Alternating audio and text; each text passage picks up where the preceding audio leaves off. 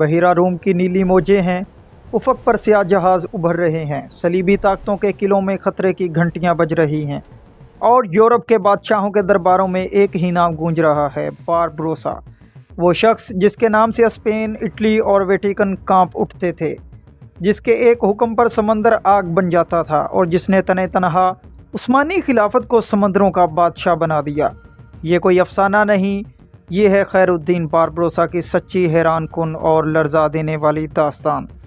Barbarossa का असल नाम खैरुद्दीन था।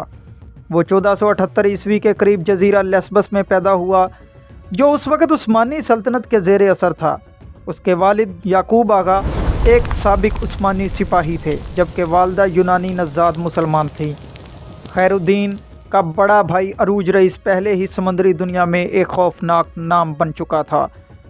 अरूज रईस के सुर्ख दाढ़ी होने की वजह से यूरोपी इसे बारबरोसा यानी सुर्ख दाढ़ी वाला कहते थे।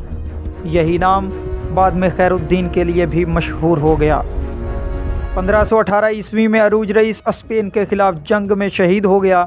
ये वो लम्हा था जब तारीख़ ने करवट ली। खैरुद्दीन ने भाई की शहादत के बाद कसम खाई, मैं यूरोप की सलीबी ताकतों को समंदर में दफन कर दूंगा। उसी दिन से खैरुद्दीन बारबरोसा सिर्फ एक कज़्ज़ाक नहीं रहा, वो इस्लाम का मुहाफ़िज़, मज़लूम मुसलमानों का नजात दहिंदा और उस्मानी ताकत का बाजू बन गया। यूरोपी तारीख़ बारबरोसा को पीरियड कहती है, लेकिन हकीकत यह है कि वह अंदलस के मज़लूम मुसलमानों को स्पेन से निकालकर महफूज मुकाम तक पहुंचाता। यूरोपी ग़ुलाम मंडियों पर हमले करके कैदी आज़ाद करवाता, सलीबी बहरी बेड़ों को तबाह करता और इस्लामी इलाकों का दिफा करता था। नाज़रीन, उसने हज़ारों मुसलमानों को स्पेन के जुल्म से बचाया। यही वजह है कि आज भी उसे शुमाली अफ्रीका में हीरो माना जाता है। 1516 ईस्वी में बारबरोसा ने अलजायर को स्पेनी कब्ज़े से आज़ाद करवाया, लेकिन उसने एक गैर मामूली फ़ैसला किया। उसने अलजायर को ज़ाती बादशाहत नहीं बनाया, बल्कि उस्मानी सल्तनत सलीम अव्वल को ख़त लिख कर ख़ुद को खिलाफत के ताबे कर दिया। ये फ़ैसला तारीख़ बदल गया। सुल्तान समंदर उस्मानी एडमरल सुल्तान सुलेमान कानूनी ने खैरुद्दीन बारबरोसा को कप्तान आज़म मुकर्रर कर दिया। उस्मानी बहरिया उसके हवाले कर दी और इस्तांबुल बुलाया। उस वक़्त उस्मानी सल्तनत खुश्की पर ताकतवर थी, लेकिन समंदर पर कमज़ोर थी। बारबरोसा ने यह तस्वीर बदल दी। जंग परवीज़ा यूरोप की बदतरीन शिकस्त हुई। 1538 ईस्वी में यूरोप की मुश्तरका ताकतों ने स्पेन, वेटिकन, वीनस और जेनवा को मिलाकर होली लीग बनाई। मुकाबला था बारबरोसा से। जंग परवीज़ा में यूरोप के 600 से ज़ायद जहाज़ बारबरोसा के सिर्फ 120 जहाज़ों के सामने आए।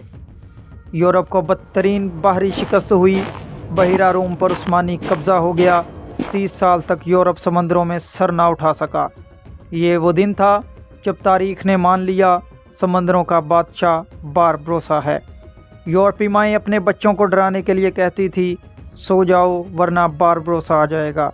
उसके नाम पर साहली शहर खाली कर दिए जाते, घंटियां बजाई जाती, बहरी जहाज़ भाग खड़े होते। ये खौफ तलवार से नहीं, जहानत, हिकमत और ईमान से पैदा हुआ था। 1546 ईस्वी में खैरुद्दीन बारबरोसा इस्तांबुल में वफ़ात पा गया। उसकी वसीयत थी, मेरी कब्र समंदर के किनारे हो ताकि जब जहाज़ गुज़रें मैं भी उन्हें दुआ दे सकूं। आज भी उसकी कब्र के पास से गुज़रते हुए उस्मानी जहाज़ तोपों की सलामी देते हैं। बारबरोसा क्यों ज़िंदा है? क्योंकि वो ताकत का नहीं, अदल का निशान था। कज़्ज़ाक नहीं, मुहाफ़िज़ था। सिर्फ़ एक इंसान नहीं, एक नज़रिया था। वो हमें सिखाता है कि जब नीयत सच्ची हो तो समंदर भी रास्ता दे देते हैं। अगर आप समझते हैं कि मुसलमान सिर्फ खुश्की के फाते थे, तो बारबरोसा की दास्तान आपकी सोच बदल देगी। अगर मेरी वीडियो आपको अच्छी लगी है तो वीडियो को लाइक और शेयर कर दें, चैनल को सब्सक्राइब कर लें ताकि मेरी हर आने वाली वीडियो आप तक मुकम्मल और आसानी पहुंच सके। शुक्रिया।